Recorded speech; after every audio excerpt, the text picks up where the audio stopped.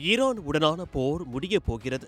இன்னும் சில மணி நேரங்களில் அமைதி ஒப்பந்தம் இறுதியாகும் என்றெல்லாம் அமெரிக்க அதிபர் டிரம்ப் மற்றும் அமெரிக்க வெளியுறவு அமைச்சர் மார்கோ ரூபியோ சொல்லி சில மணி நேரங்களிலேயே தோஹாவில் அமைதி பேச்சுவார்த்தை நடந்து கொண்டிருக்கும் போதே ஈரானின் சர்வதேச எரிசக்தி பாதையான ஓர்முஸ் ஜலசந்தியில் அமெரிக்க ராணுவம் மீண்டும் ஏவுகணை தாக்குதல் நடத்தியுள்ளது. ஏப்ரல் 8ஆம் தேதி முதல் வளைகுடா பகுதியில் தற்காலிக போர் நிறுத்தம் அமலில் இருந்த நிலையில் பாரசீக வளைகுடாவில் அமெரிக்காவின் உளவு ட்ரோன் ஒன்றை ஈரான் படைகள் திடீரென சுட்டு வீழ்த்தியது.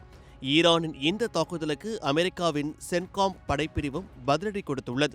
அமெரிக்காவின் இந்த திடீர் ஏவுகணை தாக்குதல் ஹோர்முஸ் ஜலசந்தியின் நுழைவாயிலில் அமைந்துள்ள ஈரானின் முக்கியமான கடற்படை மற்றும் விமானப்படை தளமான பந்தர் அப்பாஸ் நகரை உலுக்கியுள்ளது. பந்தர் அப்பாஸ் சர்வதேச விமான நிலையத்திற்கு அருகே அடுத்தடுத்து 3 வெடிசத்தங்கள் கேட்டதாக ஈரானிய ஊடகங்கள் செய்தி வெளியிட்டுள்ளன. அமெரிக்காவின் இந்த தாக்குதல்களை முறியடிக்க பந்தர் அப்பாஸ் நகரின் வான் பாதுகாப்பு அமைப்புகள் உடனடியாக செயல்பட்டு பதிலடி தாக்குதல்களை நடத்தியுள்ளன. அமெரிக்க ராணுவம் இது தொடர்பாக கூறுகையில், போர் நிறுத்த காலத்தில் நாங்கள் மிகுந்த கட்டுப்பாட்டை கடைபிடிப்போம். ஆனால் எங்கள் படைகளுக்கு அச்சுறுத்தல் ஏற்படும் போது தற்காத்துக் கொள்வது எங்கள் உரிமை. அந்த அடிப்படையில் இந்த தாக்குதல்களை நடத்தினோம் என்றார். அமெரிக்காவின் அத்துமீறல் குறித்து தோஹாவில் இருக்கும் ஈரான் தூதர்கள் இன்னும் அதிகாரப்பூர்வமாக தெரிவிக்கவில்லை. அதே நேரம் ஈரானின் தேசிய பாதுகாப்பு கவுன்சிலின் புதிய தலைவராக பொறுப்பேற்றுள்ள முகமது பாகர் சொல்காதார் அமெரிக்காவிற்கு எச்சரிக்கை விடுத்துள்ளார்.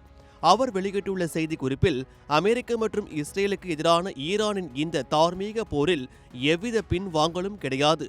போர்க்களம், ராஜதந்திர களம் என அனைத்து முனைகளிலும் எங்கள் மக்கள் காட்டிய வீரம்தான் இன்று எதிரியை நம்மால் முன்னால் மண்டியிட வைத்துள்ளது. கத்தாரின் பிரதமர் முன்னிலையில் ஈரானின் தலைமை பேச்சாளர் முகமது பாகர் காலிஃபப், வெளியுறவு அமைச்சர் அப்பாஸ் அராக்சி மற்றும் அந்நாட்டின் மத்திய வங்கி கவர்னர் ஹேமதி ஆகியோர் அடங்கிய உயர்மட்ட குழு அமெரிக்க அதிகாரிகளுடன் தோஹாவில் தீவிர பேச்சுவார்த்தையில் ஈடுபட்டுள்ளனர். இதில் முன்னேற்றங்கள் இருந்தாலும் அமைதி ஒப்பந்தம் இப்போதைக்கு சாத்தியமில்லை என ஈரான் செய்தி தொடர்பாளர் இஸ்மாயில் பகாகி தெரிவித்துள்ளார். தாக்குதல்கள் நடந்த சில மணி நேரங்களிலேயே டொனால்ட் ட்ரம்ப் தனது சமூக வலைதள பக்கத்தில் ஈரான் தனது அணுசக்தி பொருட்கள் மற்றும் செறிவூட்டப்பட்ட யூரேனியத்தை உடனடியாக அமெரிக்காவிடம் ஒப்படைத்து அழிக்க வேண்டும், அப்படி இல்லை என்றால் சர்வதேச அணுசக்தி ஆணையத்தின் முன்னிலையில் ஈரானிலேயே வைத்து அதனை அடியோடு அழிக்க வேண்டும் என நிபந்தனையை போட்டுள்ளார்.